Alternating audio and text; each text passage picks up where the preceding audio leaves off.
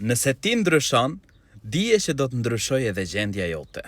Allahu i lartësuar na thot në Kur'an, me të vërtet, Allahu nuk e ndryshon gjendjen e një populli derisa ata të ndryshojnë vetet e tyre. Nëse shikon që ti po dobësohesh, nuk po i kryen adhurimet ashtu siç duhet, nuk po të bëjnë më përshtypje mëkatet, dije se gjendja jote po ndryshon.